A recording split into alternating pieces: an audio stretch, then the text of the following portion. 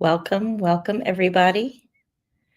Go ahead and drop your name in the chat, where you're calling from, and what you're hoping to learn from today's call. Thank you for taking the time to join us tonight. I'll let a few folks get on and make sure we're all prepared. This is our second training of the week. The first one has been seen by over 40,000 people, so hopefully you get as much out of it as they seem to be getting. We appreciate you all being here.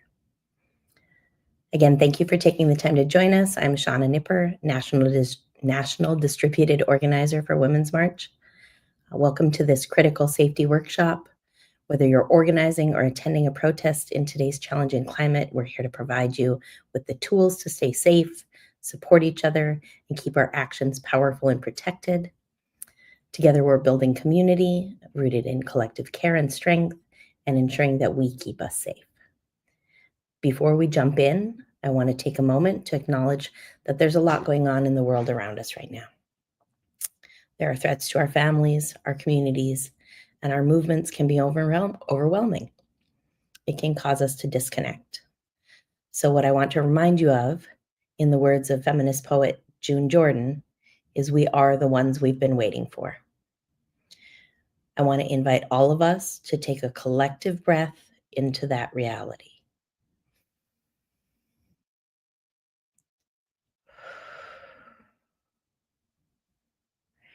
Now, I'm honored to introduce our friend, Kalian Mendoza with Nonviolent Peaceforce, who will share their expertise and help guide us forward at this time. Welcome.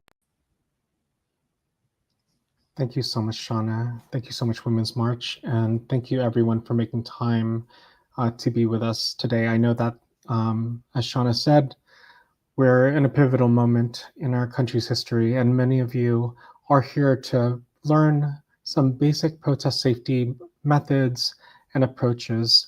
And our hope is that we'll be able to provide some tools that you can then utilize when you're on the ground, keeping yourself and your communities safe.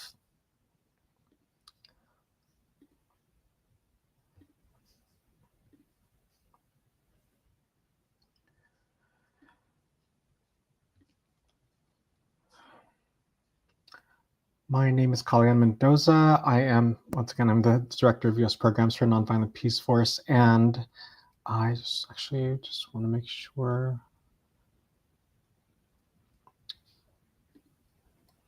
that I'm so sorry. I think I'm having some tech issues on my end. Do y'all see the Nonviolent Peaceforce slide?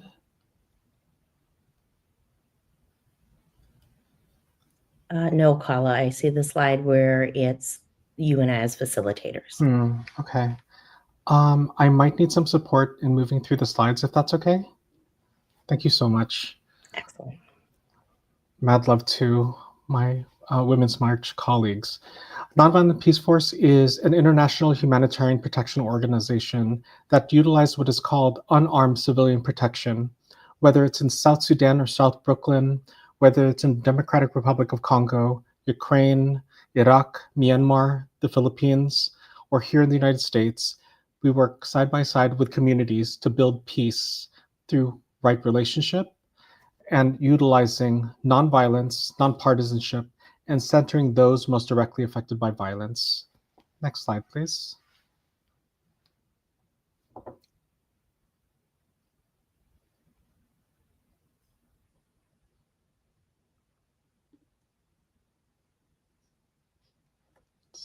Okay, got it. Now it's my turn to come on stage. You can progress them now too. Okay, great, thank you. Just a little bit of information about me. I have been doing protest safety work in some regard or another since '99. Right before the World Trade Organization protests in Seattle, I was trained as a street medic by the Ruckus Society and the Black Cross Collective. Since then, I have been a practitioner of direct action, community, and protest safety, and have learned from Black and Indigenous feminists on how we are able to cultivate safety alongside one another. I have been able to work alongside communities in Beijing in 2008. I am the extremely good-looking guy that's on the floor with 2 Chinese soldiers on top of me, where I was, myself and my team, we were beaten. I had my back injured, my foot broken, detained, put in solitary, and waterboarded, then deported from China. In Ferguson in 2014, I was on the ground with Amnesty International's human rights observers, working with the community to build safety in the face of state violence. And the image you see in front of you is a reporter from, I believe it was CNN, who had been hit directly in the face with pepper spray that we were providing support for. We were also invited to Standing Rock during the Standing Rock camp in North Dakota in 2016. And in these moments, in these uprisings, I think one thing that's really important to note is that this is where community is built. Whether it's in Ferguson, where I saw aunties supporting one another, supporting the community, supporting folks that were coming in solidarity by washing tear gas and pepper spray from folks' eyes or passing out water, whether it's in Standing Rock, where I saw Indigenous water protectors doing nonviolence trainings with each incoming group of non-Native folks that were there to support. And the next image is from the 2021 Protect Trans Youth March, which was at the time one of the largest mobilizations for trans youth in the United States. I'd like to invite folks to grab a piece of paper, a notebook, and a pen, and have some water next to you. I'll be inviting folks to interact with the training by asking questions as we go through some different simulations.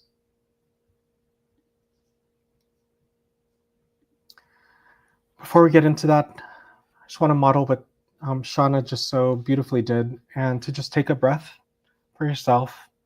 If you could take a breath through your nose, and once you exhale, exhale longer than the inhalation.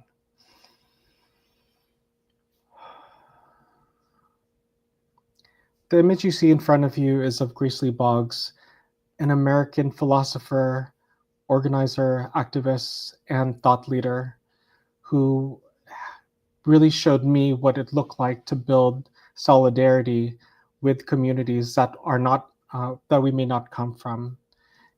Grace Lee Boggs worked in Detroit, and in one of her talks with Dr. Angela Davis, she shared that we need to move away from just protest organizing and towards visionary organizing.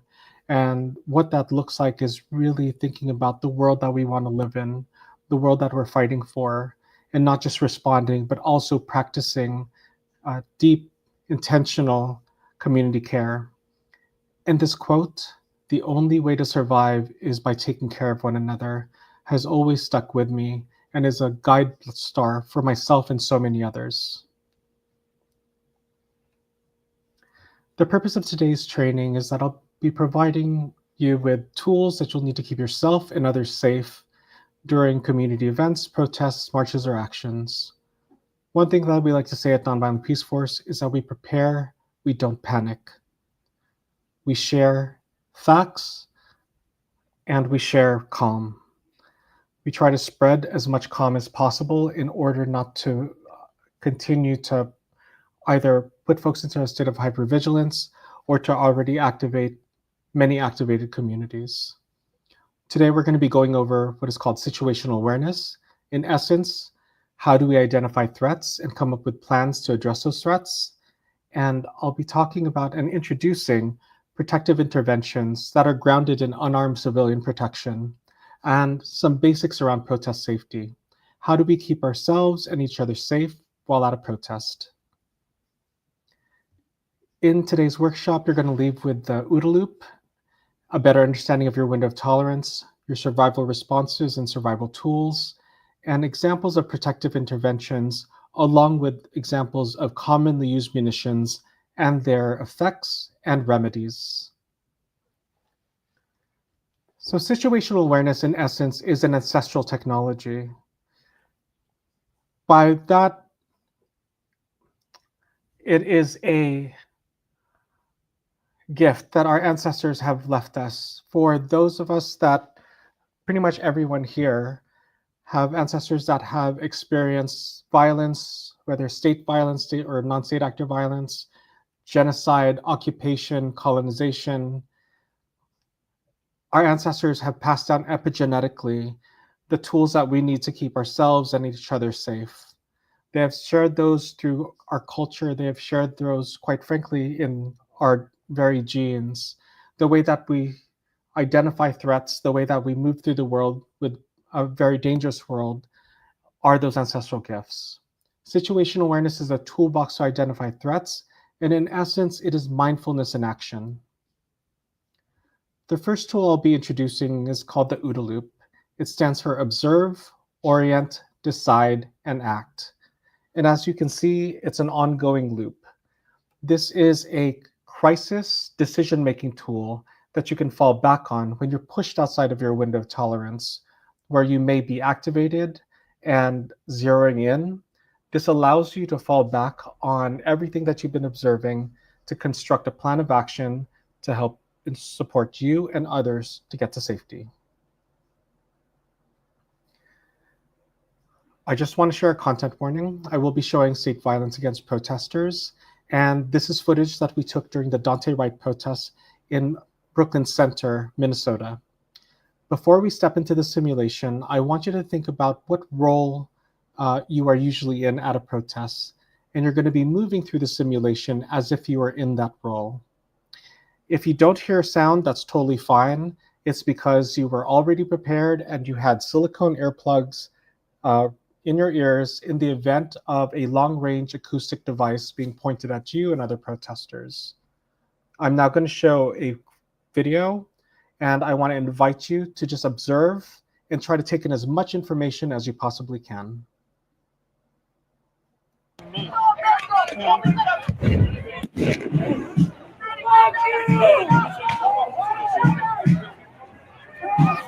Okay, we're going to start questioning.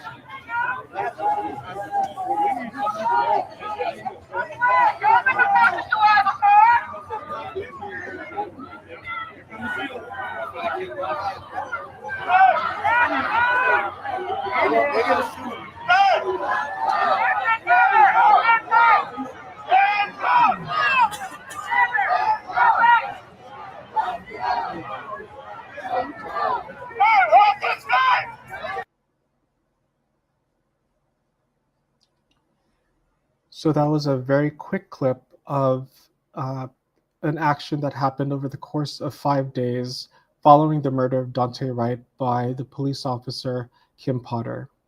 What we're going to be doing together, please feel free to grab your pen and paper, is we're going to move through the OODA loop together.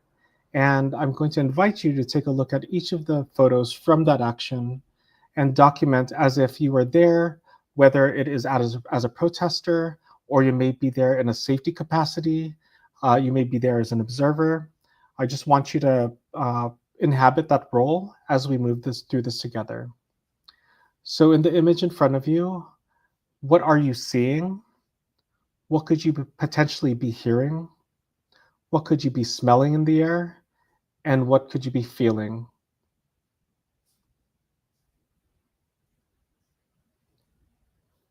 So as you can see, I'm here with 2 of our safety team members who were observing, holding space, and being eyes and ears on the ground to support and ensure that folks were able to enact their fundamental human rights. And in the image, try to take in as much information as possible. What can you see? What are you noticing?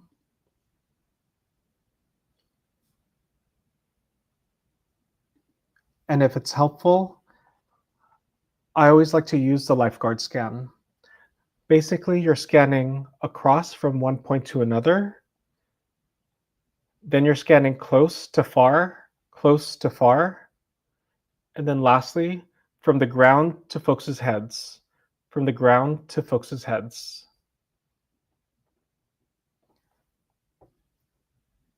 We'll take about 10 seconds to just jot down what are you seeing in this image in front of you.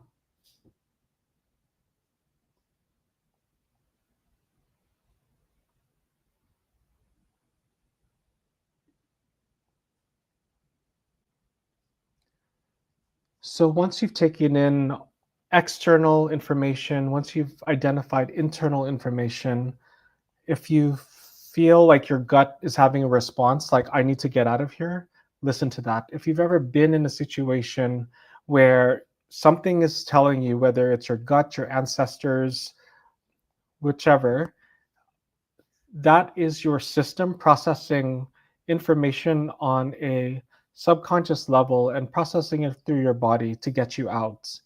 So as we move from observe, we're then going to go to the next step, which is orient. In orient, our goal is to identify the baseline.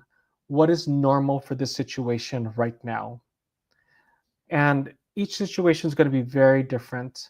What is normal for a candlelight vigil will be very different than a community defense action against ICE. So what is normal sets the tone for us to be able to identify what a potential anomaly could be. An anomaly is something that could stick out. So for instance, if you're at a candlelight vigil, the baseline or what is normal is that folks are probably going to be holding candles, folks are going to be somber, folks may be quiet. What could be a potential anomaly or something that sticks out? Let's just take a moment to take a look at the image in front of us and just notice. And we'll take a few seconds to write down one or two words about what the baseline or what is normal for the situation. And then we'll spend a few more seconds on identifying what could be an anomaly. For example, if I'm looking at this image and I'm observing, I can see that someone is holding a Dante Wright protest sign, that most protesters have their arms down, that there is state security behind a fence, and there's multiple levels of state security. And there's also state security on top of the roof. So with that baseline for the situation, it's pretty chill. Things are calm. What could be an anomaly or something that sticks out that is an indicator that things are going to get spicy or things are going to pop off? Let's take a few moments to just jot that down.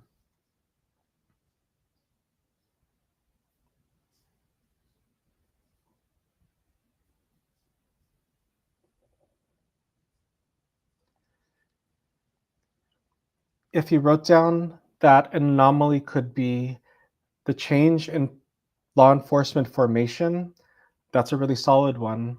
For folks that have been on the ground and have been observing, an anomaly could be that even though all of the law enforcement is in riot gear, you may notice that their visors are up. An anomaly could be once all of them in unison bring their visors down, which could be an early warning indicator that they're going to start using commonly used munitions such as tear gas, pepper spray, pepper balls, and other forms of munitions. So we went from observing, taking in as much information as possible. Then we went into orient to identify the baseline, to then use to identify an anomaly. And once we move from that, we go to the third part of the OODA loop, which is decide. As a protester, you want to think about your mandate, or what are you there for? And then what is your plan of action? In the image you see in front of you are two protesters who were hit by rubber bullets and pepper balls. They were injured and we were able to get them out of the situation as far as we could. I'm in the street medic vest, treating both of them for their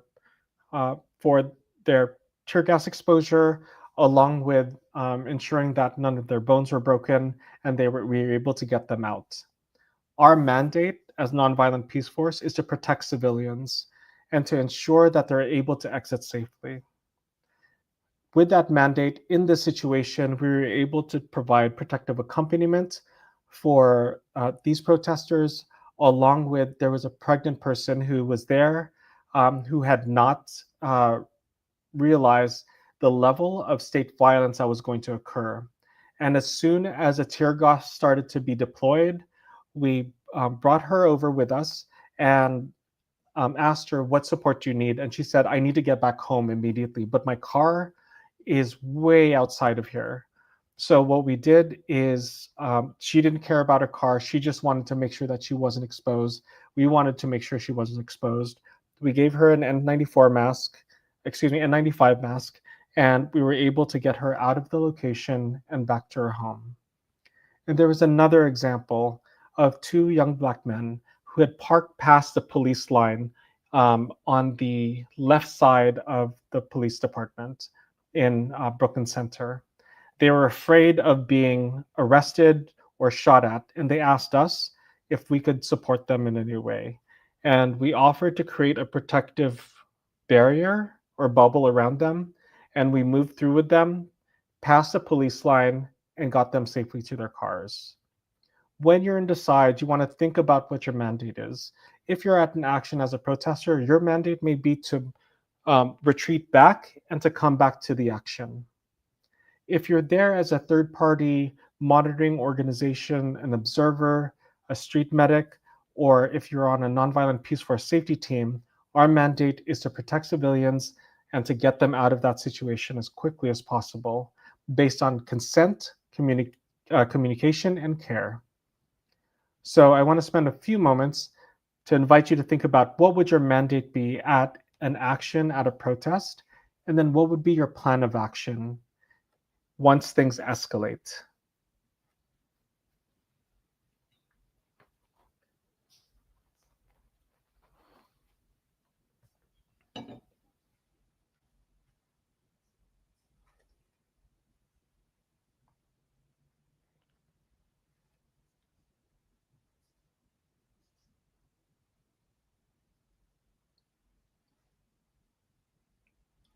So we went from observe, orient, decide, and the last part of the OODA loop is to act. What do you need to do in this moment to keep yourself and others safe? Do it and then go back to observe. In this image, there was another protester who had fallen and felt like they were shot from behind, and we were able to get them out of the immediate area, and we had to hide out in a nearby baseball dugout in order to evade the police helicopters and the different police lines that were coming at us. And we continued practicing our OODA loop throughout. As soon as we were able to get this protester to their car, we went back to see who else we needed to support. And the reason that it's an OODA loop is because once you take action, you go back to observe. You go observe, orient, decide, and act. And it continues until you're home safe. And it's very important that when you initiate the OODA loop, you turn it on, then you turn it off. I'll talk about that more in a moment. So now we went through the OODA loop together. You jotted down the things that you had observed, the baseline, the anomaly, your mandate and your plan of action, and the way that you would act. I'm going to be now showing the same video file from the Dante Wright protest, and I want to invite you to move through this crisis decision-making tool, the OODA loop, as if you were there. Me.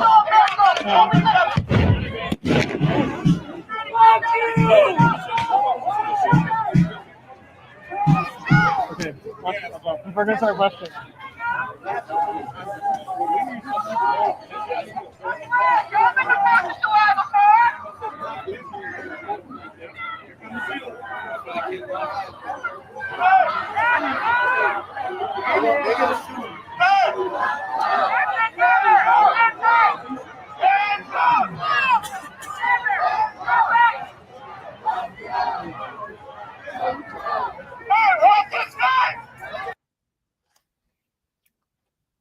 So let's just take a moment and observe everything that's going on.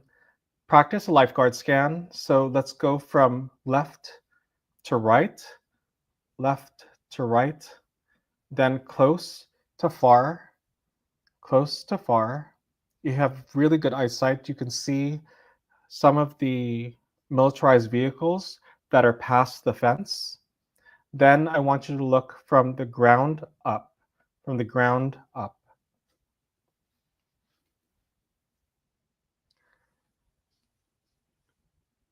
So let's just take a moment to just jot down how would you take action in this moment based on what you observed, the baseline, the anomalies, the potential anomalies, your mandate plan of action, and the way that you take action.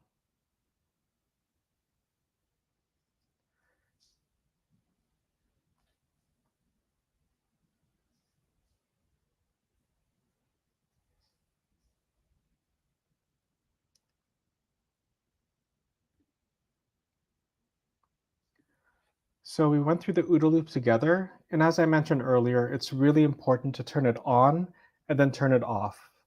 The reason being is for folks that have had to use the OODA loop to stay alive in this world, whether you're a woman, femme, non-binary, a trans person, a queer person, it's important that we not allow violence to deprive us of our agency and autonomy. And one of the ways that you can do that is say, I'm turning on my OODA loop and situational awareness and keeping it on until I'm home safe. And then as soon as I'm home safe, turning it off. And one of the protocols that we have as a safety team is once folks are home safe, we check out on our Signal group. Everyone should be using Signal by now. And we let folks know that we're home safe. And following that, we do what is called the 5 beautiful things exercise. This is turning our observational skills that we were using to identify threats to find 5 new beautiful things that we may not have noticed in our home, in our garden, wherever you are home safe, whatever that looks like for you. That can be you moving around and you notice that there's an old love letter that you were half read and didn't read all the way. There could be flowers that you bought for yourself or a loved one that you notice is still going strong. You might walk by a mirror and be like, you know what, damn, protests look good on me. Whatever you need to be able to bring that sense of awareness towards those things that are safe and not threats. And once again, this is one very clear way to reinforce and reclaim our agency and autonomy when being put through a potentially traumatic situation.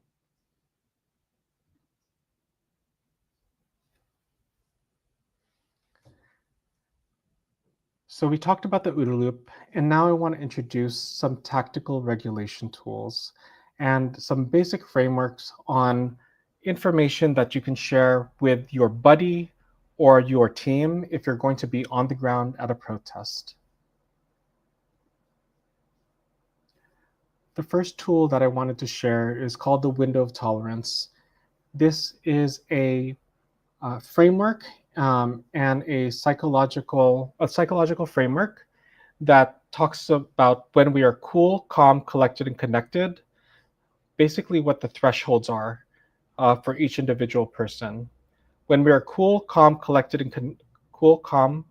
connected, we are within our window of tolerance. You're usually at home, or you might be with friends, and you're not stressed out. Essentially, that's it. You're not stressed out. But when you're pushed out of your window of tolerance, what is called activation points, you can either go into hyper arousal or speeding up, otherwise known as fight or flight, or hypo arousal or slowing down, which is known as freeze or fawn.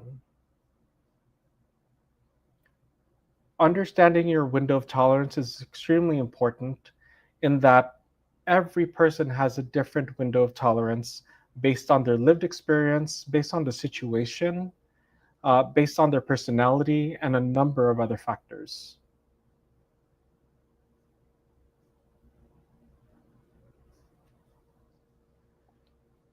Once we identify when we're in our window of tolerance, it's important for us to note what our survival responses are once we get pushed outside of our window of tolerance.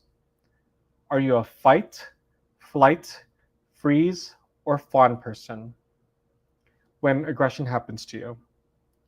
So fawn, in essence, is being overly polite, or potentially what's called people pleasing. And that's my go-to survival response. In April 2020, at the start of the pandemic, because we're still in a pandemic, I was on the E train going from Queens to Manhattan. And at the time, my OODA loop was on. I observed and saw everyone wearing a mask. And I went into Orient to figure out what the baseline was, which was everyone wearing a mask. An anomaly was seeing someone without a mask, which there was an older white man who had an American flag t-shirt, no mask, and was staring daggers at other East Asian appearing people, myself included. I had made eye contact with him, and my first thought was like, today's not the day. Today's not the day.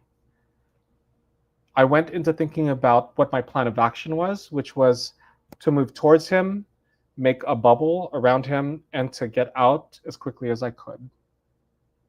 So as we approached 50th Street Station, I went towards him, we made eye contact, and he called me a dirty chink and spat at me.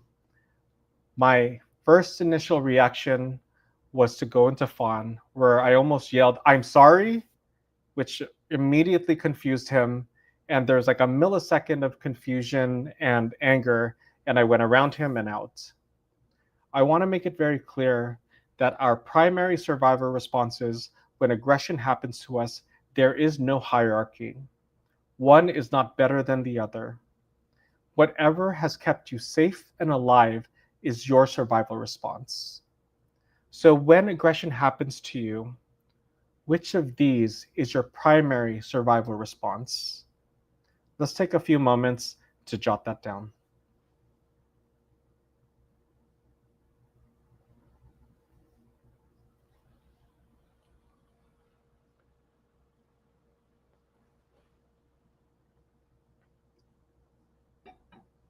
Okay, so your secondary survival response is when aggression happens to others. So when aggression happens to me, I go into fawn, but when it happens to others, I go directly into fight. And I don't think it's incorrect to make the assumption that that's where most folks in this webinar would go to. We respond in that way because we see injustice. We respond in that way because we have seen injustice happen to us and want to make sure that it doesn't happen to anyone else. For survivors, for folks that have had to navigate a very dangerous and violent world, many times I've seen folks tap into a fight response, and it isn't necessarily throwing fists, but rather it is tapping into that sense of energy to either stop aggression or violence before it happens. So I definitely go into fight. Some folks may go into flight, freeze, or fawn. So let's take a few moments to write down your survival response when you witness aggression happening to others.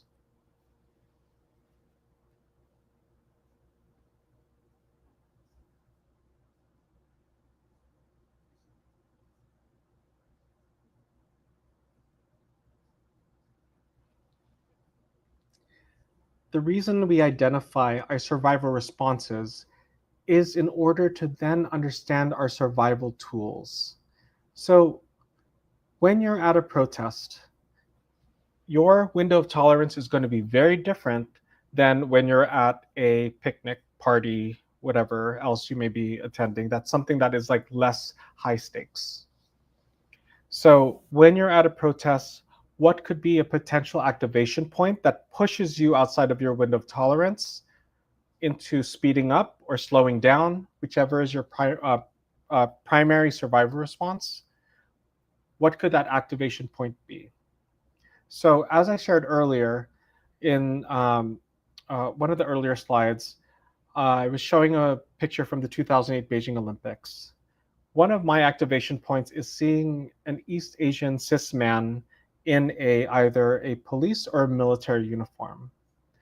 after being interrogated, waterboarded, and humiliated by being made to crawl on the Beijing International Airport floor without access to a wheelchair and then getting deported, my activation point is seeing a cis East Asian man in a uniform.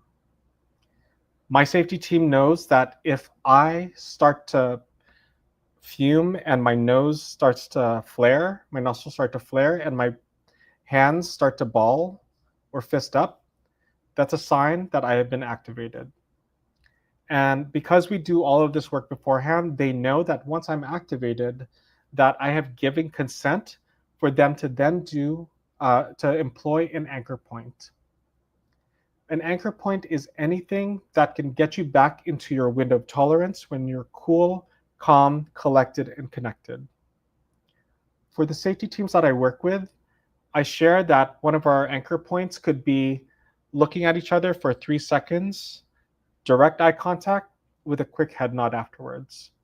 Or if they're within arm's reach, putting their hand on my shoulder helps me to then remember and to recognize if my shoulders are around my ears.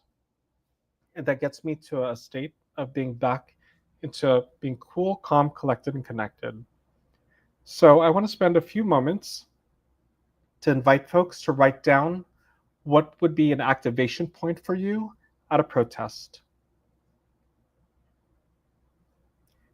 And once you identify an activation point, I want you to identify a corresponding anchor point that you can then share with your buddy or your team. We'll take a few moments just to jot those down.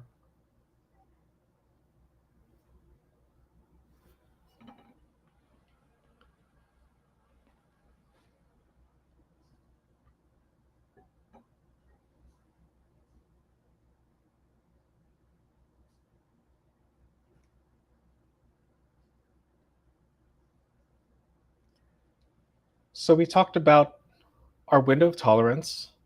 We talked about our survival responses. We've identified our survival tools, knowing our anchor activation point and our anchor points. And in that, we're able to share that with our team or our buddy. And I want to just invite this protocol for folks to utilize before even going to a protest. By being able to share this information with folks that you trust and that you have consented into, it is a way for us to build ecosystems of care in times of chaos. When we're practicing situational awareness, all of this comes into play.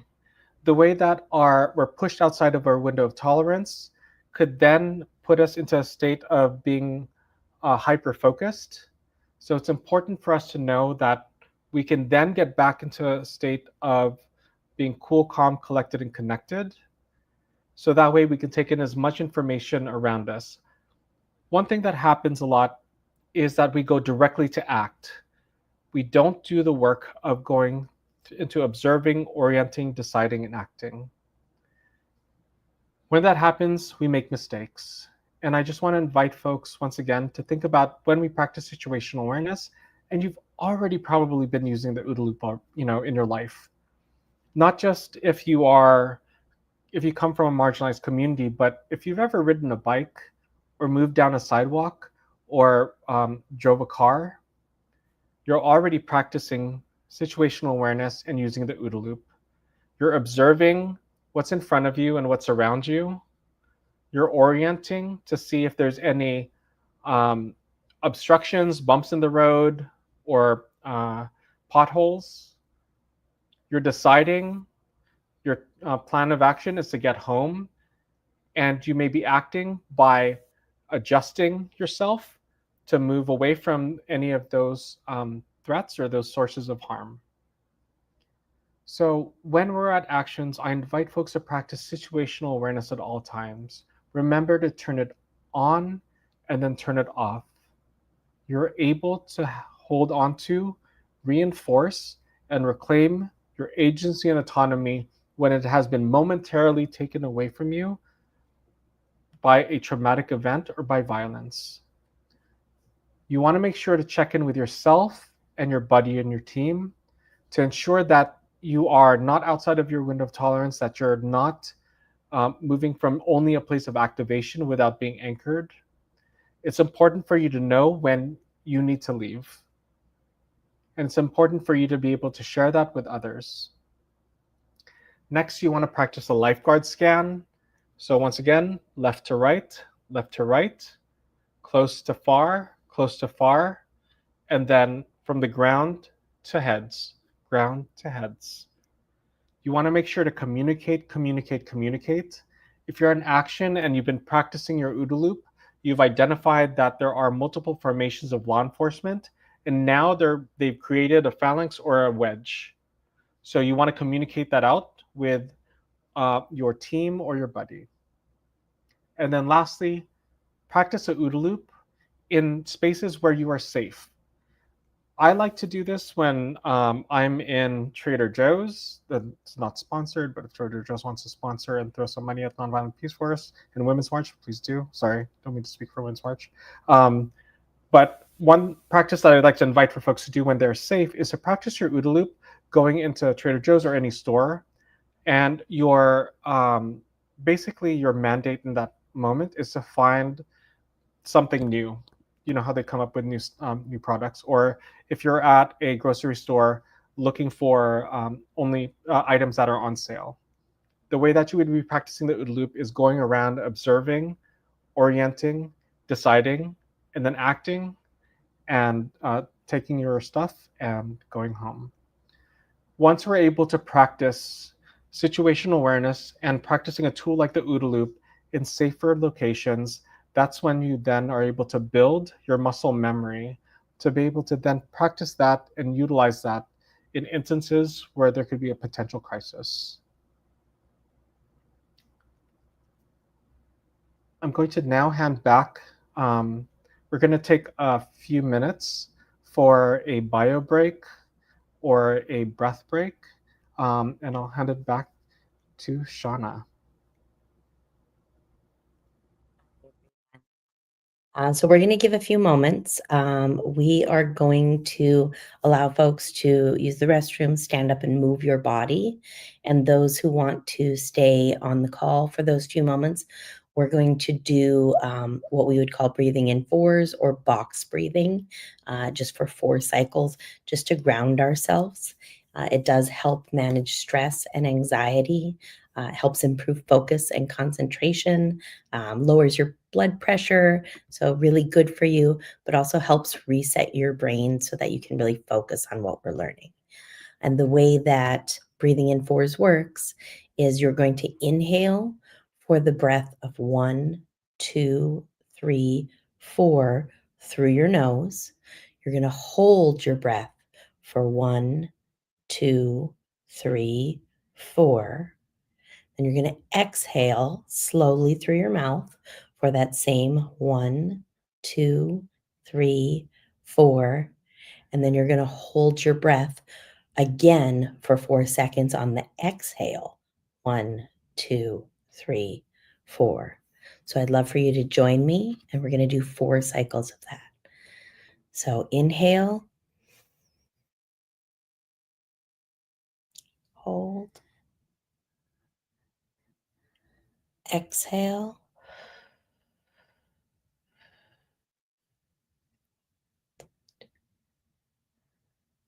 let's do it again. We're going to inhale, hold, exhale, hold. All right, we're going to do it 2 more times. I'm going to go through it with my counting, but without saying anything.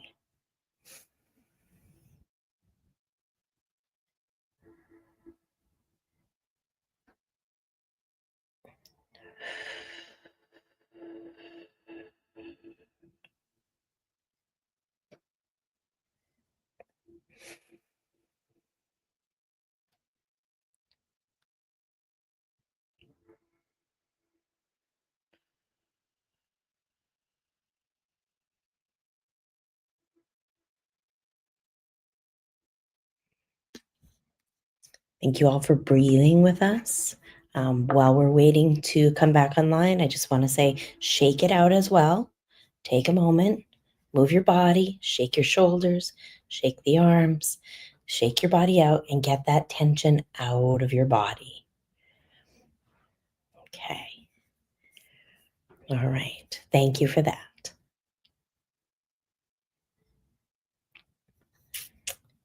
We'll give it a moment for Kalyan to be ready to come back, everyone to come back from their break.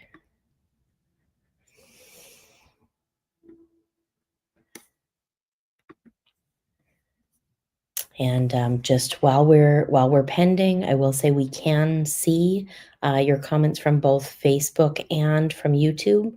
We are saving the questions. We will do some Q&A at the end. Don't be concerned if you haven't had a response. We will be answering the questions at the end. If multiple people ask the same question, we'll choose one and answer that one question. I'm seeing some really good questions, and some of them I know from having been through a training with a Kalyan before will get answered during the rest of the training.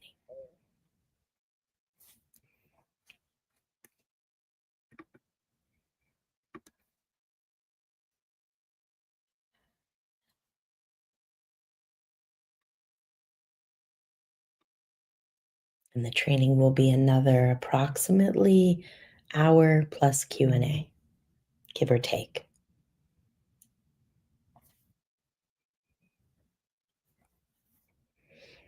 Okay.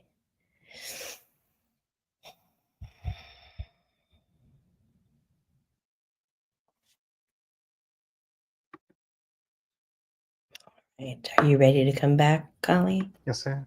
Okay, excellent. Thank you so much for that, Shauna. That was a really beautiful offering. I hope folks were able to take care of themselves. I hope folks were able to really be present. And for anyone that practiced a 5 beautiful things exercise during that break, you get extra credit. So we went through situational awareness, and now I just want to make a note on de-escalation. We train folks on de-escalation very differently than some organizations in that you can only de-escalate yourself and those you're in right relationship. What that means is you cannot de-escalate a person who is intent on harming you, but what you can do if you have been trained and properly trained is to do what's called a protective intervention. And I want to make it very clear that I'm going to be introducing protective interventions that are grounded in unarmed civilian protection as an introduction to these frameworks and to these methodologies. But this is not a full-on training. Women's March will be organizing future trainings to be able to practice together, so that way we can be ready and build that muscle memory together in order to keep ourselves and communities safe. We always center the survivor when addressing violence, in that an example of this is in New York City during 2021 to 2020, actually till now, we have trained over 8,000 New Yorkers in unarmed civilian protection to keep Asian elders and other folks in the community safe.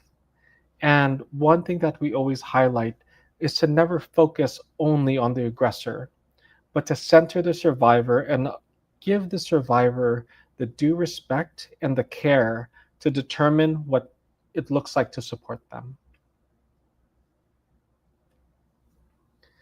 So once again, this is an introduction to protective interventions grounded in unarmed civilian protection. We're going to be going over what is called protective presence, protective accompaniment, distraction, and holistic check-in. Even though we're introducing these concepts, I want to make sure that folks know that it is important to do in real time, in IRL, in real life, practical trainings to understand how your body responds, because folks may feel like I'm regulated, I'm good to go, but something may activate you and then you're pushed outside of your window of tolerance. And doing an intervention could be much more dangerous for yourself and for the survivor. So the first example of unarmed civilian protection through protective interventions is what's called protective presence.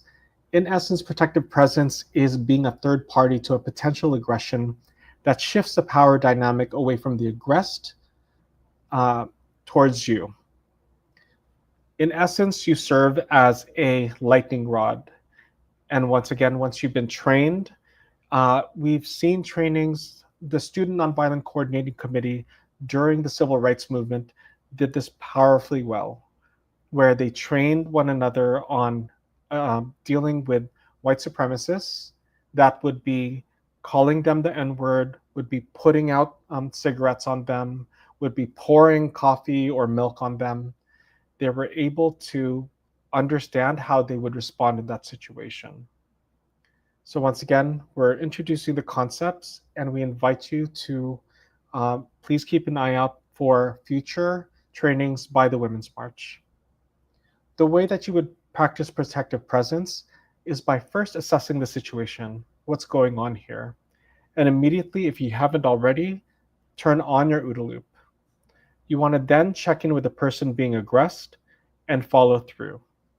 An example of what this looks like is in 2022, I was on my way to DC and I was waiting in Moynihan Station, and I saw this East Asian femme who was looking frantically around and looked both angry and scared and just lost. And I noticed that she was being yelled at by a person that was having a mental health episode. I immediately clocked it, assessed, turned on my OODA loop, and my first go-to was to scream as loud as I could, "Hey, Christine, it's Kala from UC Santa Barbara," and went directly to her. I said it so loud that everyone turned their head, and the person that was following her stopped immediately. And I went up to her and said, "My name's Kala. I don't know your name, but I noticed that there's someone following you. Do you need support?" And she immediately was silently shaking her head. And I said, "Is it okay if we walk over here? Let's go over by the food court." And as I did that, I narrated, and I went into what's called protective accompaniment. So in essence, protective presence in motion. I checked in with her and I asked, "What do you need for support?" And she said, "Can you just like hang out with me for a bit?" And I said, "Yes, of course. Let's go walk over here. I have an eye on him. I'm going to walk sidewise. I'm going to pretend like we're just bantering, and we're going to just continue on." So we went to the other side of Moynihan Station and waited about 15, 20 minutes, and nothing else happened. And she said, "You know what? Thank you so much. I'm good." And I'm like, I didn't insist. I didn't, I followed through and made sure to center what her needs were. And I was like, "Do you need me to call anyone for you?" And she said, "No, I'm about to hop onto the train. It's the next train at, platform 16. And then we parted. So protective accompaniment is protective presence in action and in motion, where you support the person being aggressed to get them to a quote unquote safer location. The next protective intervention that you can do when you see someone being aggressed is distraction. Protective intervention through distraction is effectively creating a moment of pause, directly intervening and focusing on the aggressor.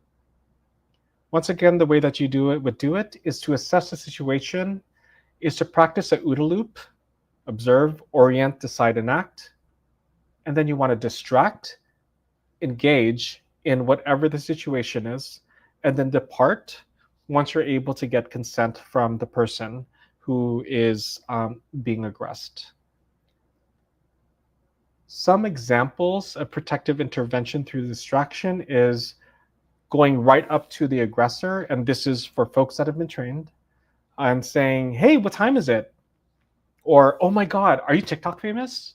Or giving them a compliment, "Your shoes look amazing." Or pretending like you lost something. "Hey, my pocket fell and I don't know where it is." Or, "Hey, you dropped that 20. or even singing or dancing. Whatever will refocus the dynamic and the attention away from the aggressor, or excuse me, from the aggressed towards you. And once again, distraction is effective because you essentially create a moment of pause that pulls the aggressed out of whatever their survival response is. You're able to intervene when the aggressor is starting to either ramp up their aggression, and you're able to then offer, hey, Christine, are you good? Do you need support? By the way, that wasn't her name. That's what I went with. So distraction is effective because it gives everyone this moment of pause that you can then utilize to provide protective accompaniment for that person out of that situation. You may be asking yourself, okay, I haven't been to a training. All of these things I have done to some degree, but I still don't feel super comfortable practicing it. The last form of a protective intervention is doing a holistic check-in. In essence, peer-to-peer support. A holistic check-in is a form of aftercare for someone who has been aggressed. In being involved with the rise of anti-Asian hate, one thing that we learned is that many of the survivors of violence, once the aggressor was stopped, the aggressor left, they were completely left alone. One way that we can all practice a protective intervention is to do a holistic check-in by centering the needs of the survivor or the individual who's aggressed. You want to make sure to practice the 3 C's: consent, communication, and care. What that looks like is asking them consent. Do you need support? What can I do to help you? Most times folks will not know or will be in a state of agitation, or their adrenaline is up to here, and just communicate. I can stay with you as long as you need. Let me know if that's okay. Why don't we go over here? Do you want me to stand next to you? Do you want me to stand a little away from you? And then care. Provide them with the care that they're asking for. They might say, can you just walk me to the subway station? I just need to go home. Or they might ask, can you hold space with me and just like stay here? And that's when you would practice a holistic check-in by asking them 4 questions. What are you feeling physically right now? What are you feeling emotionally? What are you feeling energetically? And what does support look like for you right now? And once again, this can be asked once you've built a relationship with them. Once they know and have consented into you providing this form of intervention and support through the holistic check-in.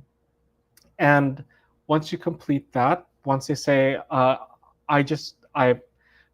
physically, my heart's pounding, I'm sweating.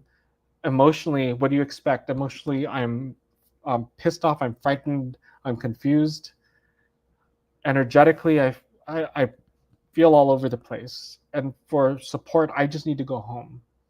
And if you have the capacity, then to get them to a safer location. We'll have an example of the holistic check-in near the end of this training.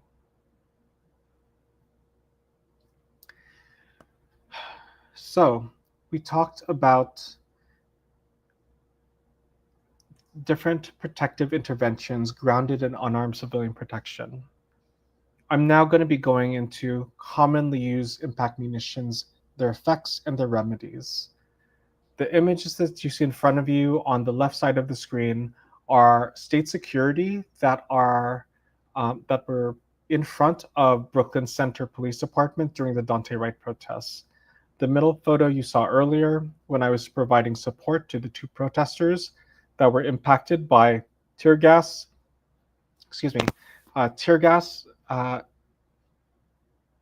rubber bullets, and pepper balls. And the last image is of my basic protest safety kit that I have, and I'll be talking more about how to build your own protest safety kit. So the effects of tear gas is intense irritation of the eyes, nose, throat, and lungs, You could feel like they're burning. You could feel a sense of panic. It is important to remember that this will pass. Everything is transitory. This will pass. If you are equipped and wearing a P100 respirator, or you have a full face respirator and you're supporting someone else, remind them this is going to pass, this is going to pass. There may be an inability to breathe for folks that have chronic health issues. It could be very, very difficult for them to breathe. There could be disorientation, and many times I've seen panic. There's coughing, sneezing, crying, and overproduction of mucus. I remember seeing at Brooklyn Center an Indigenous organizer who I knew through a couple degrees of folks who was just like, had gotten out of the cloud of tear gas and was just like letting all the mucus through. For pregnant folks, for folks with uteruses, if you are exposed to tear gas, please seek medical advice and to ensure that that poison is out of your system. So once again, in this image is from Ferguson in 2014, right after the murder of Michael Brown by the police officer Darren Wilson. I'm there with a community member who was spraying. At the time, we used what's called LAW, which is liquid antacid and water solution, and spraying it into people's faces. I stopped using that since one, it's not sustainable, or it's not easily accessible for most folks, and two, it has dimethicone and other things that could be an irritant. LAW can be used to clean your body, but not your face. So in this image, you see a community member using LAW. I was doing an eye flush, and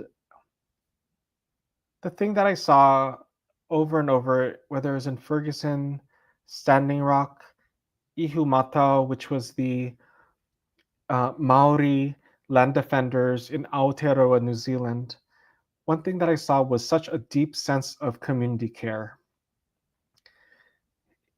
In Ferguson, I saw aunties who were from the community, who had gone to one of our trainings, and who I then saw going around flushing people's eyes. There was one moment when, one instance where I saw a grandma who was flushing out the eyes and the face of their grandkid in the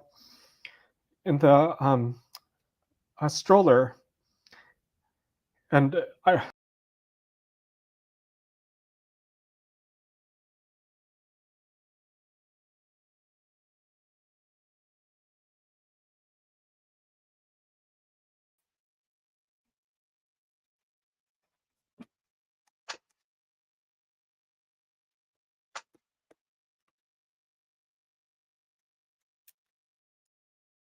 Hi, all. I think we lost Kala for a moment. I'm going to give them a moment to jump back on. I apologize for that. It sounds like... Oh, his computer just restarted, so he'll be back on in a moment. It seems like we can't make it through these trainings without some sort of technical difficulties. So I appreciate when you all hang in there with us, and hopefully you're getting quite a bit out of all of the things and the experience that Kala has. I myself have not had the opportunity to meet anyone with more experience. And this is Risa. Hi. I thought that while we wait for Kala, we could address a couple of your questions in the chat just so we can move through some time. So I do want to address that the protest tomorrow will be online.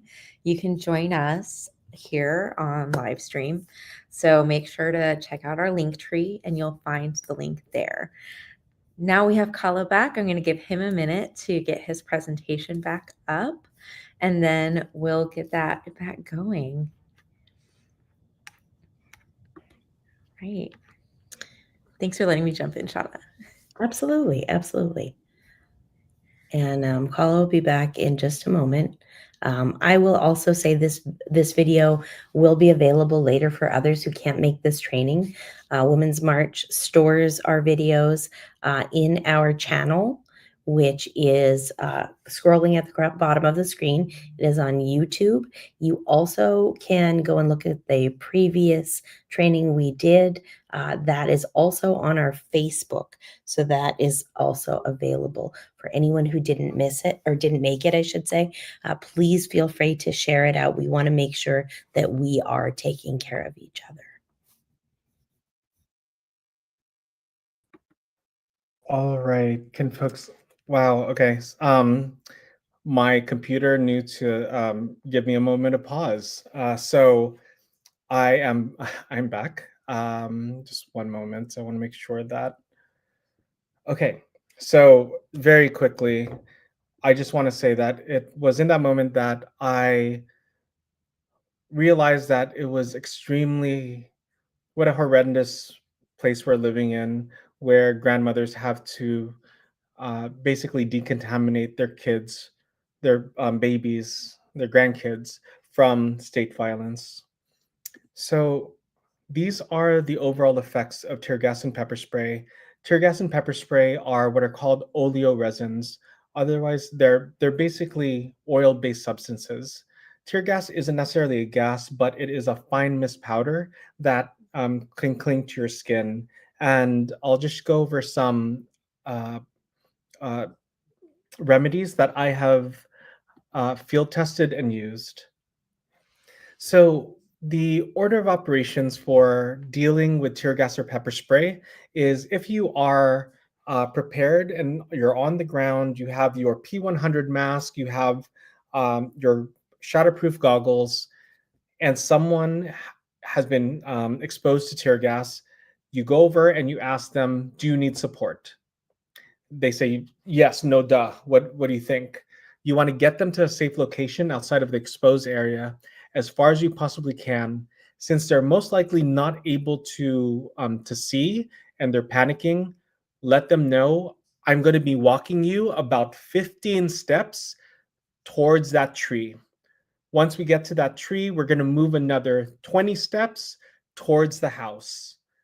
I know your eyes are watering. I know you're tearing. Just go ahead and, let your body do what it needs to do. I'm going to hold your arm and we're going to go right now. Make sure to narrate throughout. Once you get them to a safer location, use clean water or saline solution to decontaminate first your hands, then their hands, to make sure that you don't do cross-contamination. Then you want to do an eye flush from the center of the eye out. And if you're using a saline solution, it has that little spout that'll help facilitate that. If you're at an action, I always tell folks to make sure that you have at least 2 water bottles, one that has either a sports cap or you're able to get a pen to bust a hole into it to use it to then do an eye flush. Make sure to try to move yourself, if you've been affected, or others, away to expel mucus in a safe location. And you want to do a post-exposure decontamination protocol, which is, in essence, putting your clothes into a plastic bag. You might have to do this when you get home. If you do have extra clothes in your car or on your backpack, that's that has always come into handy. Come handy. Myself and human rights observers have made the mistake of going from being exposed to tear gas, going back to our truck and taking off our masks and basically hotboxing ourselves with tear gas. That was not fun. What you want to do once you put your clothes in a sealed plastic bag, just put that to the side. You might want to leave it outside. Then you want to take a cold shower, the coldest you could possibly get your shower to be. And you want to use either Dawn or another dish liquid that cuts the grease. Remember, tear gas and pepper spray are oleoresins. that are made out of oil. So use something like Dawn to cut the grease and to get that out of your hair, off your face, off your body. If you still taste this acrid, burnt black pepper, capsaicin taste at the back of your throat, just keep on decontaminating. It's very important that it be cold water in order to not open up your pores. Because once that happens, your skin will absorb the toxic tear gas or pepper spray. After that, you're going to take your clothes, either let it air dry somewhere, and then you're going to put it through the wash on the hottest setting possible, and use half detergent and half Dawn or dishwashing liquid. Just a few tablespoons is fine, and do at least 3 rounds. Or if they're not cute clothes that you don't really care about, I wouldn't donate them. Just you would have to reuse them outside as cleaning rags.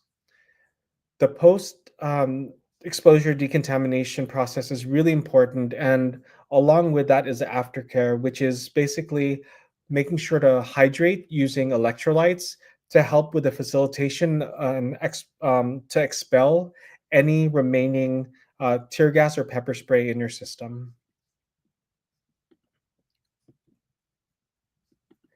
The next commonly used munition at protests is with an LRAD, or a long-range acoustic device. A long-range acoustic device, or an LRAD, is sometimes known as a sound cannon, with a decibel range that can cause inner ear distress like vertigo, nausea, and vomiting. In Ferguson and in Charlotte, our teams experienced this, where the state security was making a dispersal order, and as they were talking, I distinctly remember thinking, why does my head hurt and why do I want to throw up right now? And immediately I was like, they're using an LRAD. What you want to do with that is to, you're going to hear either like a dispersal order, or you're going to just like feel it in your body. Your inner ear gets disrupted. You feel like you're going to throw up. So basically, the remedy for that is you want to make sure to first bring earplugs. I always try to have silicone earplugs that swimmers use to be able to block out the LRAD from further disrupting your inner ear. If you're exposed to the LRAD, you want to move away from the direct line of the LRAD, and if possible, go diagonal to it. So if the LRAD is directly behind you, you're going to go diagonal to your left or diagonal to your right, basically getting out of its range. The effects can range from short-term nausea to long-term hearing loss. And once again, if you hear loud announcements by state security and you're starting to feel queasy, that's an LRAD. Make sure you get out of the situation as quickly as possible.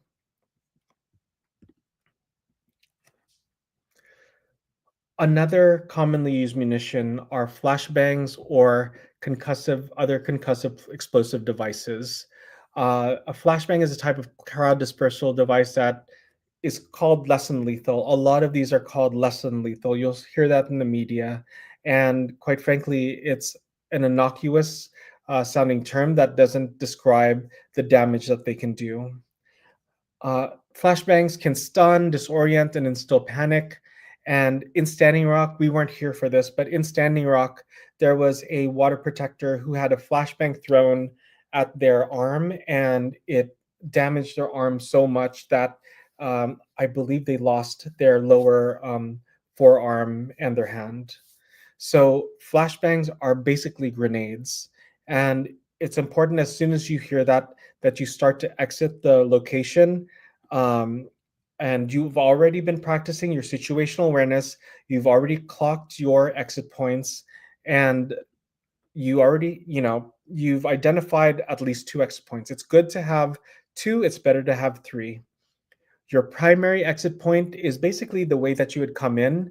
It is a way that you can get out that has no obstruction. A secondary exit point is one where there might be minor obstructions, like there could be a car in the way, or it might be going down a side street. For us, it was in Brooklyn Center during the Dante Wright protest. It was going into a dugout and getting out through getting in through the fenced-in area and out through the field. And a tertiary or a third exit point could be one that we learned from Black organizers in Charlotte, where as soon as state security employed and deployed tear gas, there was a cloud of tear gas. We were stuck in this small street in between. We were basically kettled in, where we were stuck between 2 lines of state security.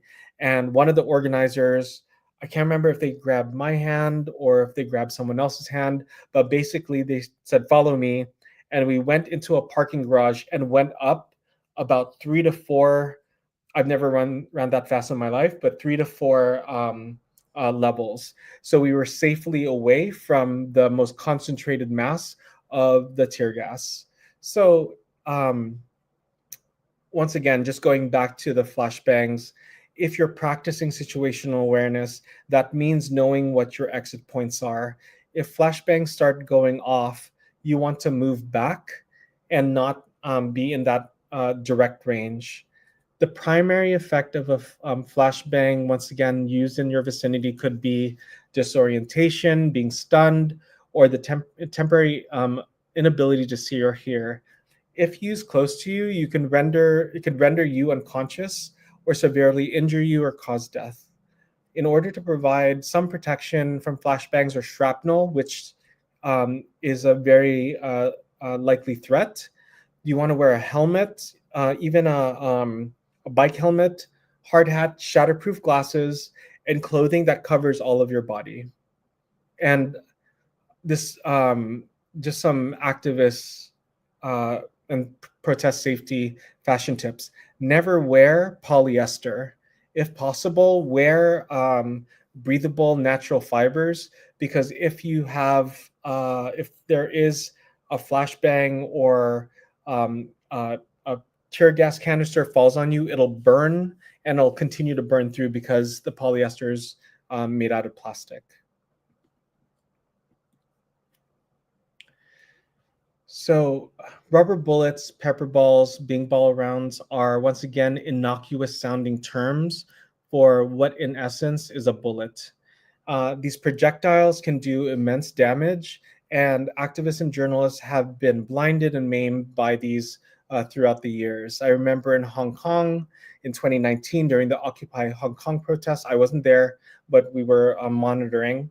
There was a protester and a journalist who had been shot right in the eye and had lost their ability to see out of that eye.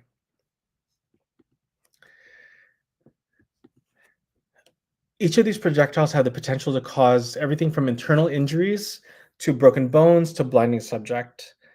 And it's important to make sure that if you're going to an action that you have determined and based on real information provided by trusted sources, that there could be an escalation of state violence, that you have protective headgear, shatterproof goggles, and thick clothing.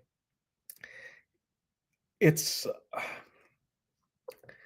important, and I want to just take a moment to recognize that there has been a meme going around that I consider, as a practitioner of protest safety for nearly 30 years, extremely dangerous. You might have seen it. It's called the sit-down wave. And I honestly believe that someone had seen the movie Gandhi by Sir Richard Attenborough and put it into ChatGPT somehow. And because it references Gandhi in there. The sit-down wave is extremely dangerous. I have never seen sporadic sit-downs that have not been properly coordinated by folks that were trained up. in places like Brooklyn Center, that's close by Minneapolis. Pretty much all of the activists had gone through some type of direct action training or had uh, uh, been through and understand the dynamics of a protest. If you are new to protesting, please, please, please be very critical of any protest safety tips that you might see, and always just question the source. So just going back into rubber bullets, pepper balls, and beanball rounds. So rubber bullets, in essence, is a bullet that is covered by a very thin layer of rubber. Pepper balls are uh, they're basically paintballs that are filled with a powder-like substance that is like a think of a pepper spray made into a ball. They explode on impact. They're meant to be shot at the ground, and that's what the protocol is supposed to technically be, to disperse protests or anything else. But they're being used towards people's faces. So it's very important that if things start to pop off, if you don't already have your goggles on you, but you brought them, to start to put them on and to get out of that location as quickly as possible.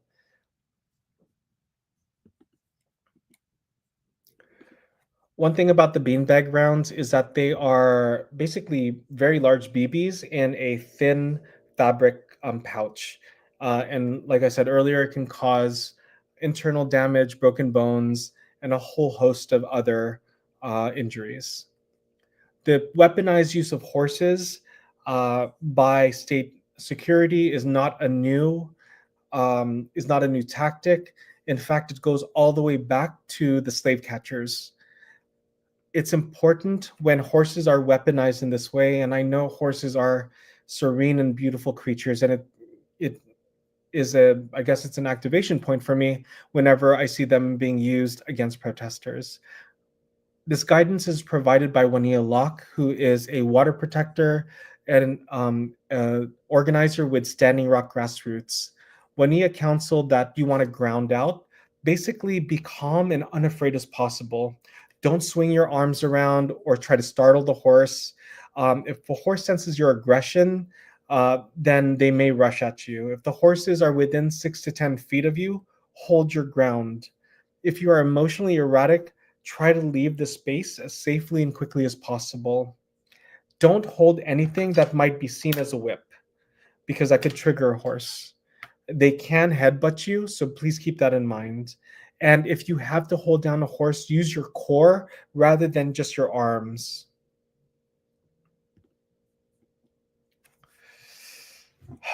So let's take another breath together. So I talked about some of the commonly used munitions. I know that there have been reports of other munitions. I have not field tested any remedies for them or have seen them in my direct experience, but these are the ones that I have had direct experience with and just wanted to make sure to share that information to you. Once again, we're trying to do our best to spread calm, to spread information, and not to spread panic.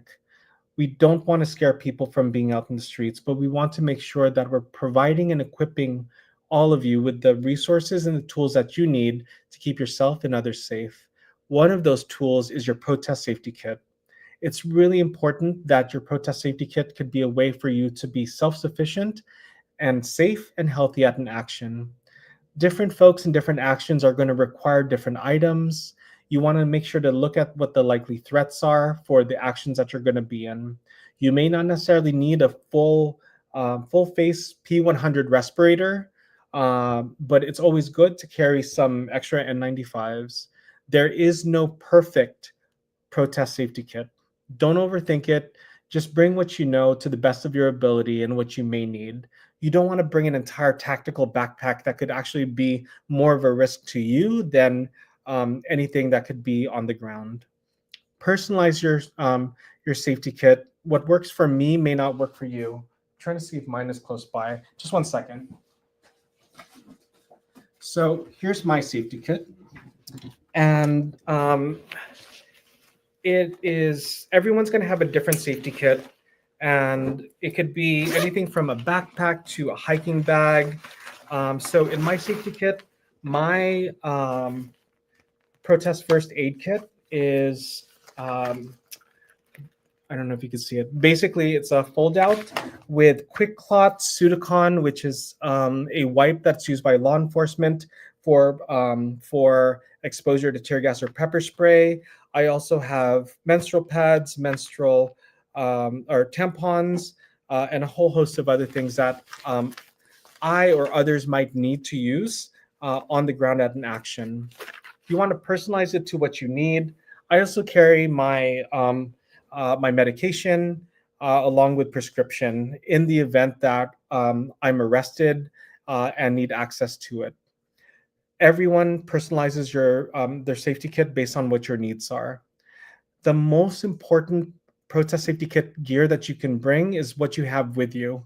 It's your ability to spread calm, to navigate situations, and improvise based on what you need. Following the example of uh, Occupy Hong Kong protesters in 2019 and Bruce Lee, be like water. Be agile, be adaptive, and utilize what you have on hand to build out your protest safety kit. I'm going to show, oh, I'm sorry.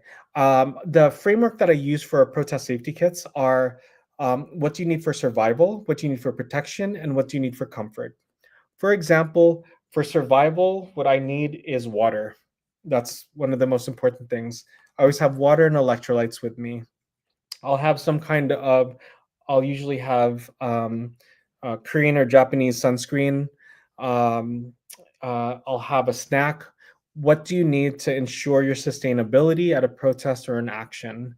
Next, you want to think about protection, whether that is having a safety vest, a stab-proof safety vest, or having a head protection or shatterproof goggles, both of which can be purchased at Lowe's or other hardware stores. And then lastly, comfort. I always carry a fan with me just because one, when you're standing around observing under the hot sun, it helps with just like creating some air. But also, folks may have another comfort item I have is called Yadom, which is like a Thai herbal inhaler that just helps me through a very long day of protecting and supporting communities. So, my protest safety kit, my need to have is having a helmet, and this is for a action that may be that could escalate with state violence. So I will have a helmet, goggles, and a respirator. So you can see in front of you, my goggles are over there. The respirator I have, that's a half-face respirator. It's a P100 that filters out organic compounds like tear gas, like pepper spray, or oil-based compounds and other chemicals. And the reason that I have it covered up is because P100 filters do passive filtration, so it'll continue to filter as it's kind of like sitting out. So just make sure if you buy one of those that you either put the filters in a plastic bag to keep it safe. I have some, of course, water, medication. In the image, you can see that I have fire-resistant gloves. On the bottom, I have earplugs, Sudocon, and saline solution. So that's my need to have. My good to have that adds obviously more weight is extra N95 masks that I can use to pass around, alcohol wipes in case I get grimy, or if I need to wipe off tear gas or pepper spray, alcohol helps to cut through that. Once again, it's cutting through oil. I have extra electrolytes, a poncho or an umbrella, a power bank, and nitrile gloves that'll, in case I need to support someone, I can do it safely. In the image, there's also hypochlorous acid. I have my Korean sun stick, which I forgot at home. So please always make sure to check your protest safety kit before you leave. And I have a whole host of other items that would take another hour to explain. But basically, think about, what do I need to survive or sustain myself to be self-sufficient? What do I need to protect myself for this specific action? And what do I need to just like be a source of comfort? Sometimes it's my mala beads. Sometimes it's a small a trinket from another action that someone had given me. So survival, protection, and comfort. And we're going to take another breath together. I shared with y'all a basic protest safety kit that you can build on your own based on what you already have at home. Remember, each protest safety kit is personalized, and it is based on whatever your needs are. And also, if you've done your research and you've conducted a threat assessment, or there has been factual information shared by trusted sources that you prepare using X, Y, and Z. A lot of this can be purchased at hardware stores near you.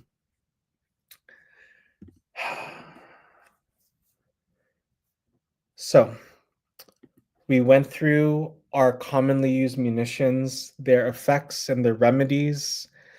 We shared some very intense information along with some basics of your protest safety kit. And before that, we went through a whole host of information ranging from situational awareness, your OODA loop survival responses, your survival tools. And we talked about protective interventions. And I mentioned one of the protective interventions that everyone can do to support anyone that has experienced aggression or violence, anyone that has consented into it, is a holistic check-in. And this is something that we train our team to do when we do remote support.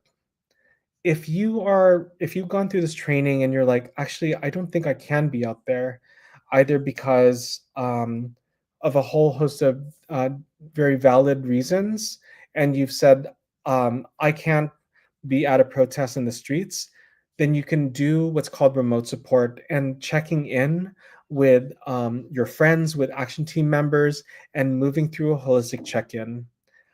I can't tell you the number of times that I have done this for others and others have done it for me after an action where I came home, and as a chronically single gay man in New York City, there's like a very intense sense of isolation, and either a safety team member or my dear friend Chand would give me a call and say, hey, how are you doing?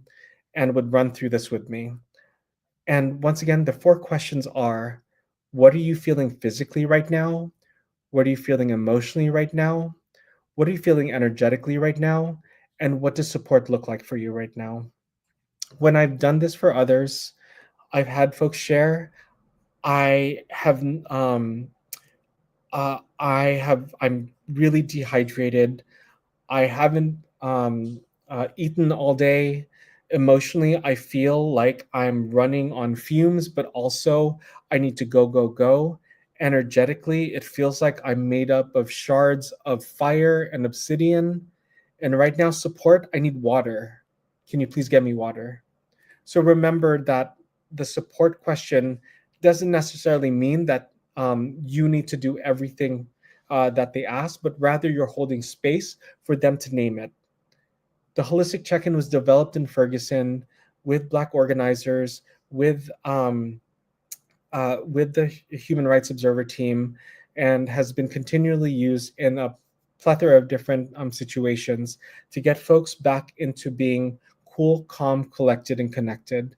But more importantly, it is a tool that was really inspired and almost gifted to me by disabled organizers like Mia Mingus, Alice Wong, and Sandy Ho. Mia Mingus and Alice Wong had created an entire framework around disaster preparedness. And that got me thinking, how can folks who can't be on the ground at actions support those who are there? And this is one of the many ways. And if you can't be at the ground at an action, you can also do remote support by basically um, listening in on police scanners, checking in on any live streams that are happening on the ground, and feeding real-time factual information to your friends and your loved ones who may be at an action. I can't tell you how many times that has saved us in very dangerous situations that we weren't able to get the entire topography of what was going on around us. So back to the holistic check-in. Once again, it's one form of protective intervention, and I want to invite folks to just very briefly go through this solo, and I want to invite you to just jot down maybe one word, or you can sketch. What are you feeling physically right now? What are you feeling emotionally right now? What are you feeling energetically right now? And what does support or care look like for you right now? Once again, it's a way for us to reinforce our agency and autonomy, to name what our needs are, and to invite others to support us as we're either on the ground or supporting communities. We'll take a few moments for folks to just process through the holistic check-in.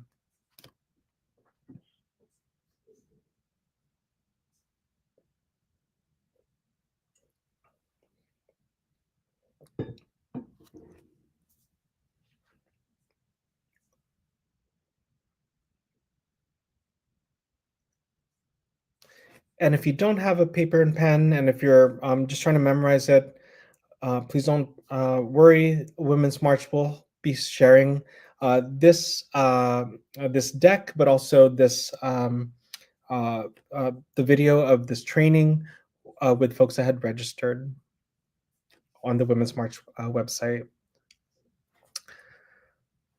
So I hope you are able to move through that holistic check-in for yourself and identify the ways that you need support. My name is Kalian Mendoza. I'm your protest safety kuya, or older brother. I'm the head of U.S. programs for Nonviolent Peaceforce, where we work alongside communities, marginalized communities around the world and in the United States to keep ourselves and each other safe. I hope that folks are able to be in the streets and to care, love, and protect one another more fiercely, more intentionally, and more powerfully than these systems of oppression hates us. So I'm gonna invite, the brilliant and fabulous and fierce Shauna. Hand it to you. I want to once again thank you, Kalian. The comments in both feeds from YouTube and from Facebook are really praising your knowledge, and happy to have the information and be able to share it out with folks.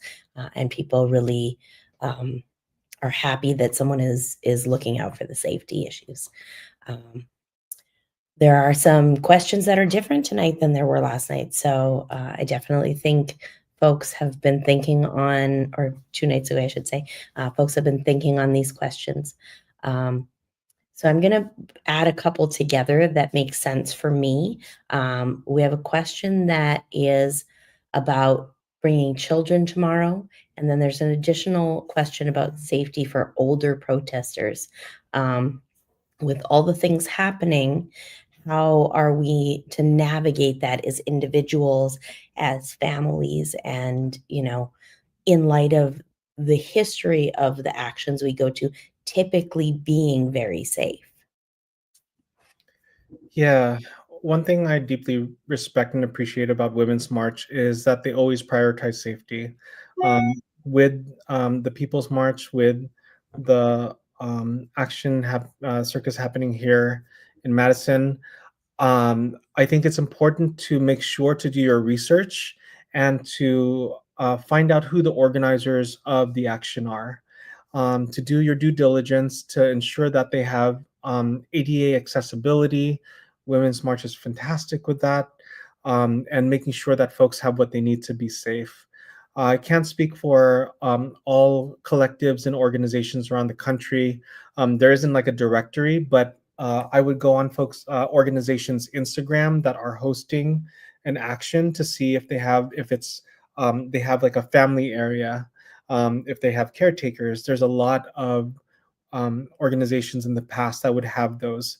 I mean, like even at the protests on Mauna Kea, they created an entire school, and they had space for children. So uh, do some research, go into their Instagram, their Blue Sky, or any of their socials, or call if you can contact their organizers and just ask what support or safety ecosystems or infrastructures do you have for families? Is this going to be a family safe event?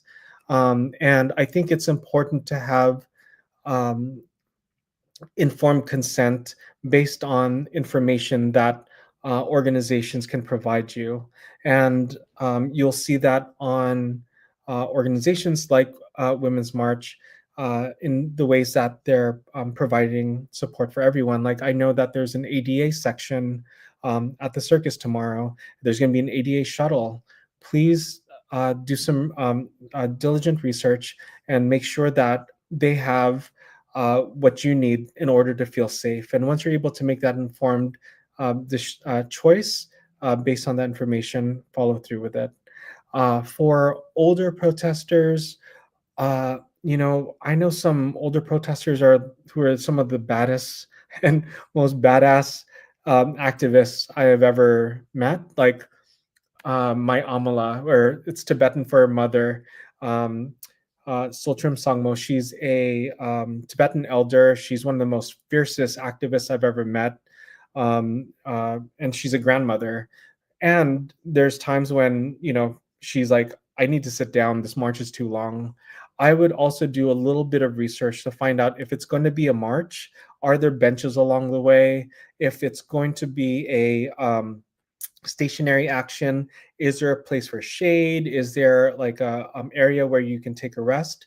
I would also do some basic research to scout out what the location is and just to see if there are any services or structures that can help support you in order to be out in the streets. Excellent, thank you.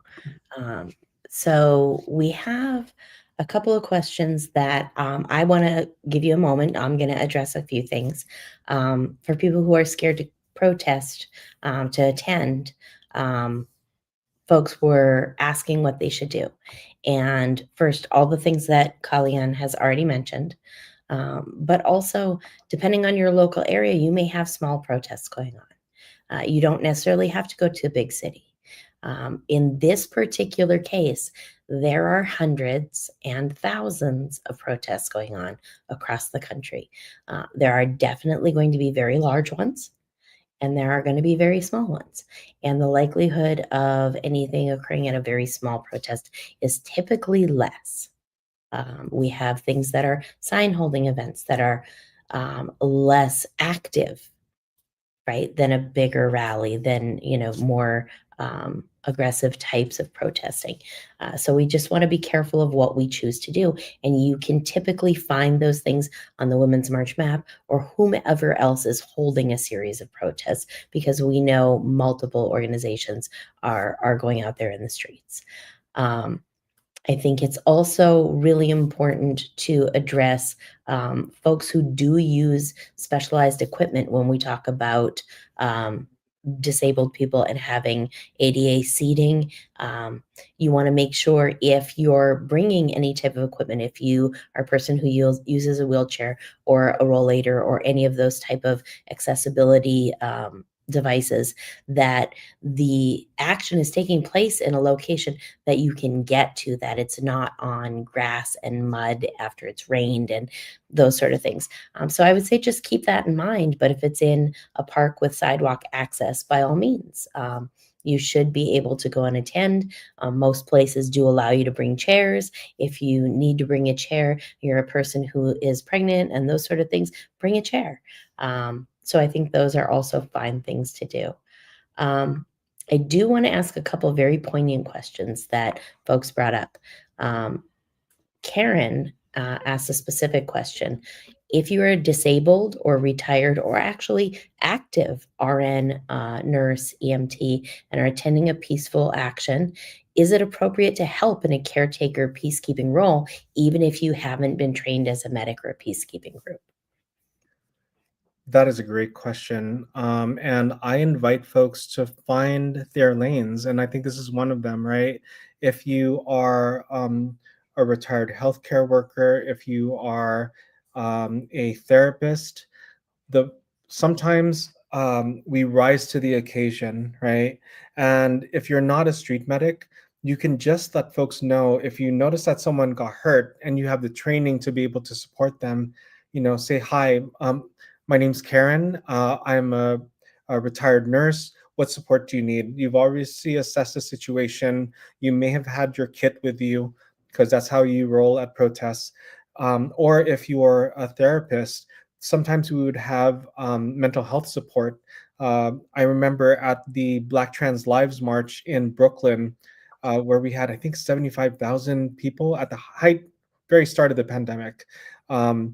We had folks who were therapists who were also checking in with protesters, but also we had unhoused community members being like, can I access this? We had like a healing justice tent for that. So I invite folks to not just think of there's not one role. Even if you're carrying water, that's amazingly helpful. That can quite literally save a life. If you're passing out water, if you're carrying snacks for folks that may be get hypoglycemia. So there's a whole host of ways. Think about what your skill sets are, and think about them as offerings that you can offer to folks based on consent.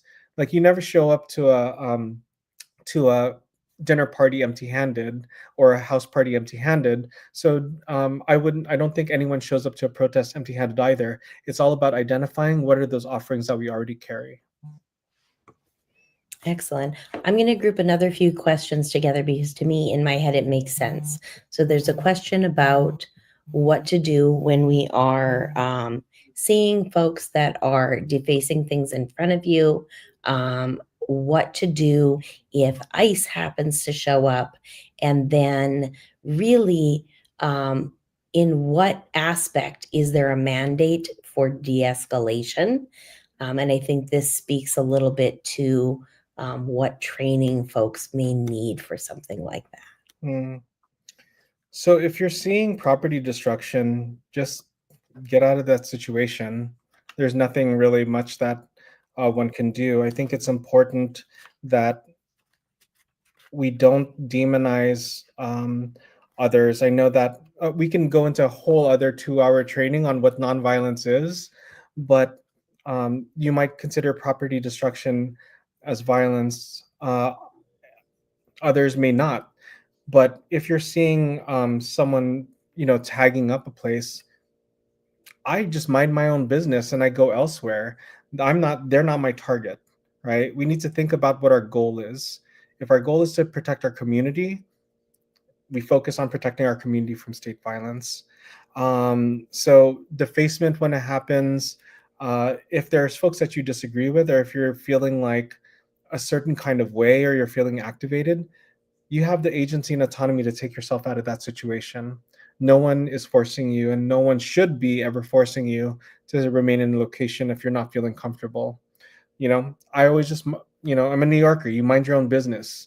You mind your own business, and you just, get to your subway station. With regards to ICE, I think that it is important that we document. In this moment, everyone has a supercomputer in their pocket. When we document, you also want to take note and use salute. Salute stands for the size or the number of people or the number of ICE officers, the activity, what are they doing, the location, where are you at, exact location, coordinates if you're able to give it, the uniform or the unit identification. How do you know that they're ICE? Are they wearing vests that say ICE, or are they not? The time, and then any equipment you might see. Is there an LRAD behind them? Do they have a militarized vehicle? So a lot of this isn't a training for folks to do those type of interventions, but rather giving folks options of what they can do regardless of your training or background. Everyone can document and everyone can capture information. And then lastly, the mandate for de-escalation or protective interventions.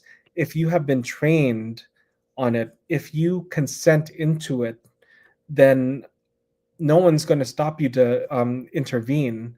But I strongly, as a safety practitioner, as a practitioner of unarmed civilian protection, I have to responsibly say that you want to make sure that you feel that you can consent into doing an intervention and to be able to cool down the situation or to support someone else. And if you can't do that, you can always do the aftercare or the holistic check-in as we shared earlier. Absolutely. Thank you for that. I think this is a very interesting question. I'm particularly interested in the aspect of protective accompaniment.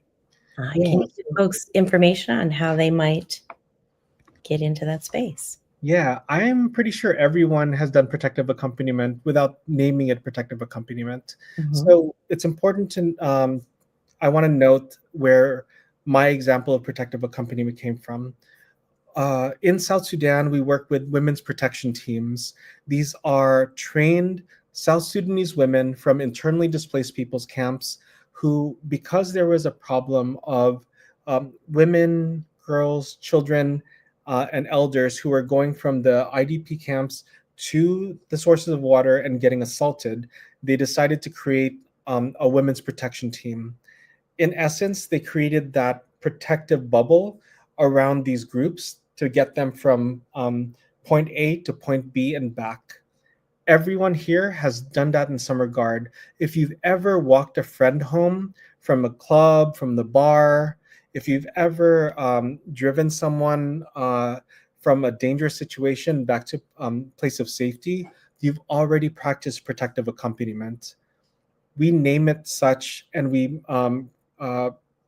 it's important to just for everyone to know that they've done that on a everyday level, and what it can look like on a unarmed civilian protection level could be that providing protection to get from inside a protest where it's dangerous to someone's car.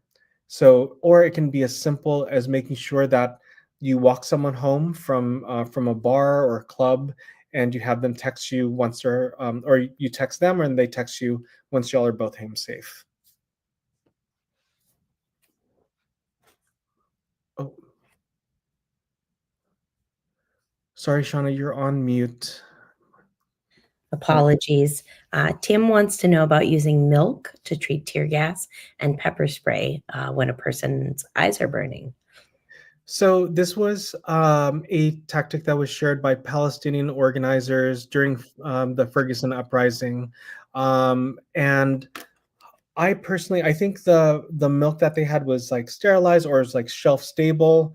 But if you've ever poured milk on yourself or on a sidewalk in the August heat, you may want to not do that. And I will just say that one, it's difficult to keep milk uh, cold or not curdled. Also, someone may be lactose intolerant or allergic to it. I always tell folks the best thing to use is clean water. Clean water, if you can, a saline solution. But milk is quite impractical if you're carrying around in the summer heat. And I don't think folks would consent into smelling like feta cheese after an action. Yeah. Definitely. So there's a couple questions that I'm not quite sure how to phrase. One of them is fairly easy. Are airline earplugs made of silicone? Are they something that's usable? No, so those are if I think if you're talking about earplanes, they're a type of earplug that helps to regulate your inner ear. So when you fly, you don't get some inner ear distress. You want to use silicone earplugs that are for swimmers. So basically, something that where you cannot hear at all. Most airplane earplugs are made out of foam.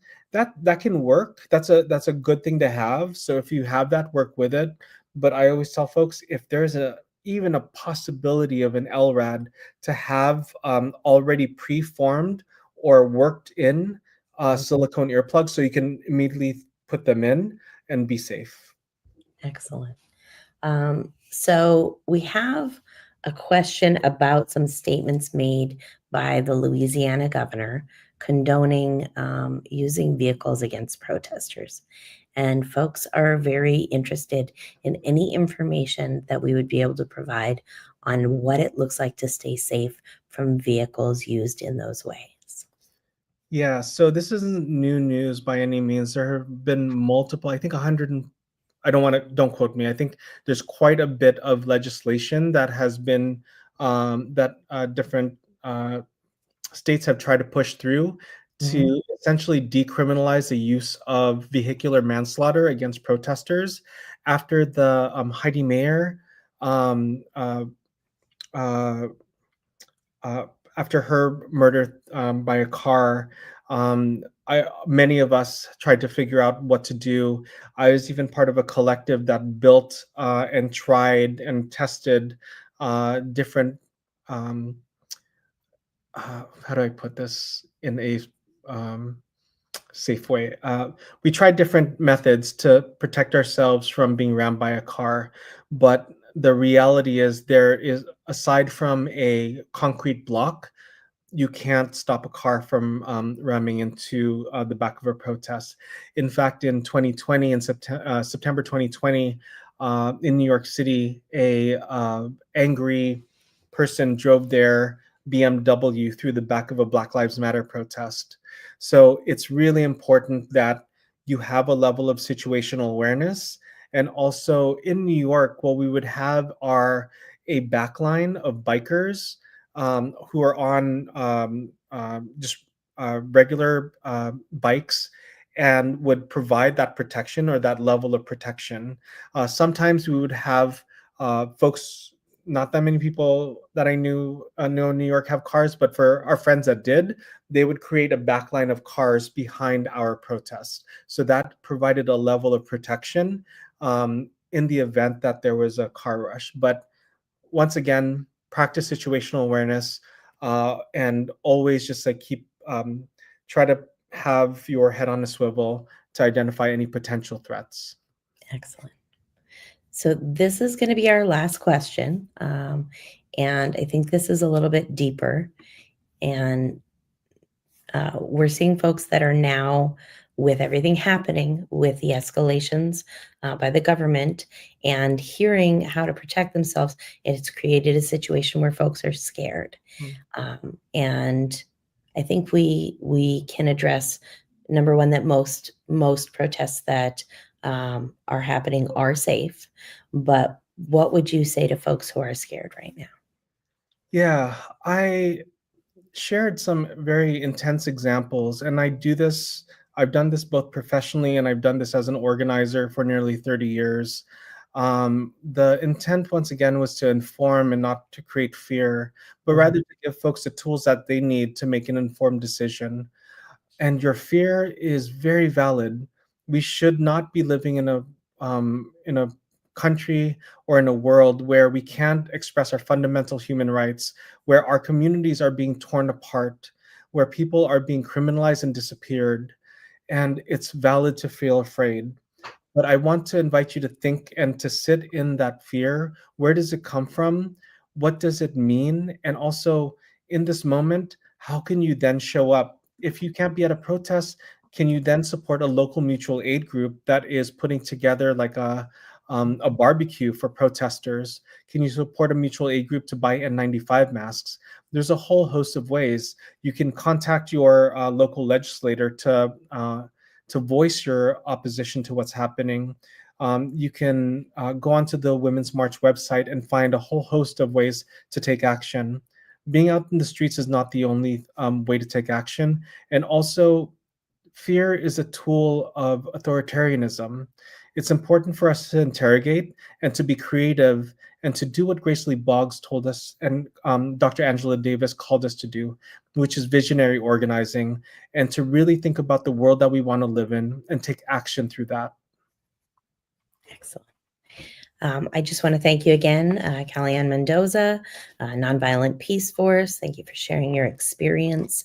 I do want to share with you all that Women's March will be continuing these trainings. We do want to make sure that we all keep each other safe. We know we are the people we've been waiting for. I hope you all enjoy tomorrow.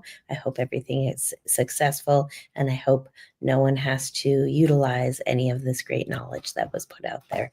But just in case, be prepared and take it to heart, and we will see you in the streets. Take care. Thank you.